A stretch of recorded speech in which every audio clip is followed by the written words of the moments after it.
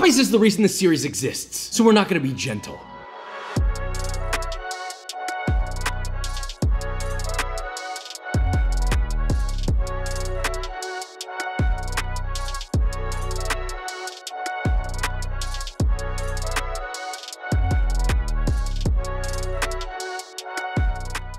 Okay, so today we're making Popeyes at home, but better. Not just the Popeye sandwich. This is their classic meal. So it's gonna come with all sorts of different things, kind of like the KFC bucket meal, but it's the Popeyes version of it. Pretty straightforward, right? We got macaroni and cheese, red beans and rice, chicken. So with all that being said, let's make this, shall we? We're here. I like how the sign says Popeyes, and then right under it, just like 2 can dine. Why is this guy, what? All right, we're doing our 3-point test. This is our first time back to Popeye since we've done this. First off, building, I hate the design, but it's clean, it's tidy, 5 out of 10. Menu, because of its simplicity, 8 out of 10, but that's not for the food though. We're not gonna have to wait for the customer service. I can already tell. Can I just get a chicken with, yeah. Cool, thank you. Thank you. Well, we got the bag. I mean, 20 minutes. Restaurants get busy. I get it. I just hated that experience. Good Lord. All right, so we've got the bag. Whole lot of stuff in here. This what you want? It's not that bad. Okay, the biscuits. These are like Popeye's biscuits. You seen those TikToks where people are like eating blocks of like dried cornstarch? That's what that is. All right, chicken. Is it me or is this just like low-key burnt? I like a leg, you know? I like a nice leg. The taste is all right. Skin's super chewy though. There's just not much going on. All right, red beans and rice, something that you cannot mess with. It doesn't smell bad, actually. It smells all right. Good Lord. It tastes like it wanted to be good. I definitely don't want another bite. Yuma wanted to taste these. He, for some reason, is really excited about seeing if they're good or not. So Yuma, come give these a try.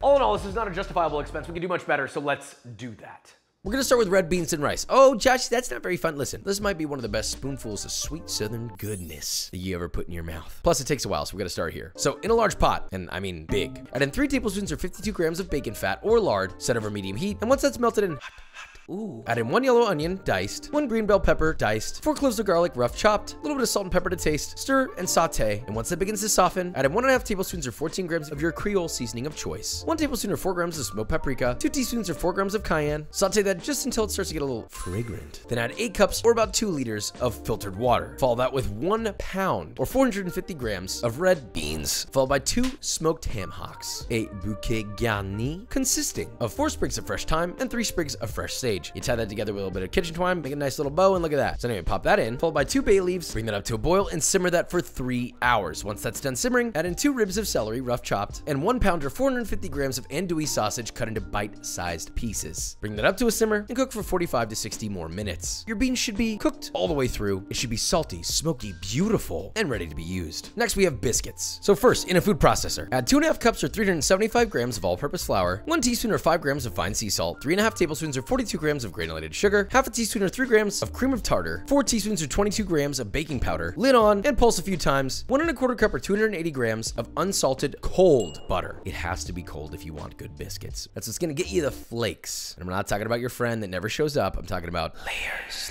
And pulse until the goddamn cows come home. More specifically, until you get little pea-sized lumps of butter. Pour that into a bowl, then using a fork, mix in 1 cup or 226 grams of ice-cold buttermilk. Once that begins to form a dough, pour your scraggly-looking dough onto a work surface and gently and quickly knead until it just barely comes together. Listen, the more you touch your dough, the more you ruin your dough. See where I'm going with that? Now, dusting with flour as necessary, roll your dough out into a rough rectangle, fold it like a letter, roll it out again, fold it once more like a letter, and then roll one more time until you get a rough rectangle that's about 3/4 of an inch thick. Using a round or fluted biscuit cutter, cut out all your biscuits, place into a parchment-lined baking sheet, brush the tops of each of your biscuits with additional buttermilk lightly, and place in a hot oven set to 450 degrees Fahrenheit or 230 Celsius. Bake those bad boys for 15 to 20 minutes, and while those are baking, this is not a necessity, but hey, it's real nice. Get a small pot or pan, add in 3 tablespoons or 57 grams of honey, heat that over medium until just hot and steamy but not boiling, turn off the heat, and whisk in 1/4 cup or 56 grams of cold salted butter, not unsalted. Continuously whisk until that's beautifully emulsified and you have a salted honey butter topping. Now once your biscuits come out, they should look lovely and ready to get a nice brushing of your honey butter topping and cool in a wire rack. Next, mac and cheese. We've done this a million times, so I'll make it quick, and this one's a wee bit different. Bring a large pot of water to a boil, season generously with salt, 1 pounder, 450 grams of macaroni, and cook just until al dente, or follow the package directions. Once your macaroni's done, strain it, and then in a pot, add a 1/3 cup or 76 grams of unsalted butter. Set over medium heat, and once your butter is melted and bubbling, add in a 1/3 cup or 50 grams of all-purpose flour, whisking or stirring constantly, and let that cook for about 45 seconds to a minute. Then whisk in 1 3/4 cup or 315 milliliters of whole milk and a 1/4 cup or 60 milliliters of heavy cream. Whisk that together, and look, if it starts to thicken a little too much, depending on your flour, you can always add additional milk if needed. Now, once you have a velvety, smooth, beautiful bechamel, you'll then cut off the heat and stir in 5 ounces or 141 grams of fresh grated sharp cheddar, 3 ounces or 85 grams of fresh grated Gouda, or technically it's pronounced Gouda, a little bit of salt to taste, optionally a little pinch of onion powder, and once that bad boy is as smooth as physically possible, with no chunks of cheese, please, add in your hot macaroni, stir together for a little symphony.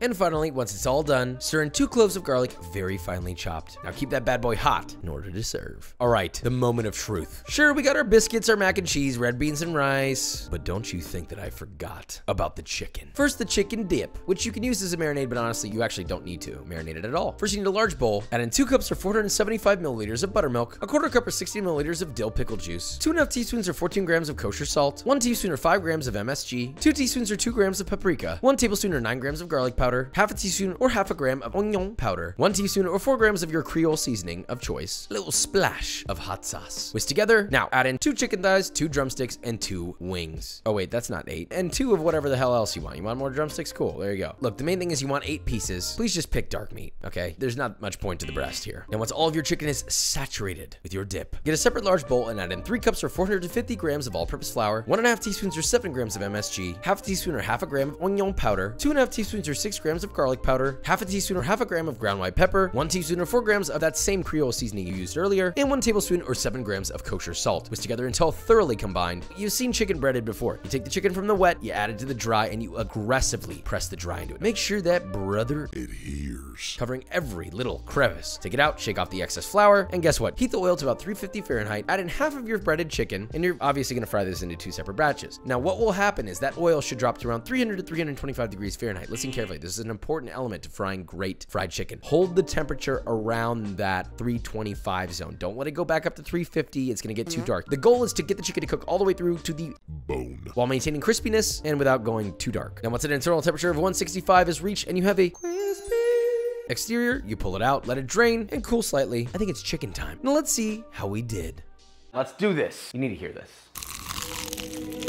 We actually managed to match what Popeyes tastes like, but this is cleaner. Mac and cheese, no competition. Red beans and rice. Smoky, rich, but the biscuits. I think these might be the best biscuits we've ever made on this channel. You see that? I'm calling us a winner, but let's do a taste test. Kendrick is up. It's been a while. Come on in, pal. You ready? Number 1. Number 2. First one, obviously. God, that first one's way better. That honey, that's the key right there. Number 1. Choo-choo. It's a little gritty. Can you do the gritty right here? Oh my goodness! Choo-choo. Well, holy sh**. That spice just kicks you right in the throat, and it's refreshing. Mac and cheese time. Yeah. Da-da-da-da-da. This one I'm interested to see how this goes. They're kind of similar. I'm gonna say number 2 on this one, because there's a lot more cheese. Last is chicken. That's number 1. I already know which one this is. Number 2. Wow. I'm sorry, Popeyes. I'm going with number 2. That was some good chicken, Josh. I say that as a person who's eaten chicken a lot.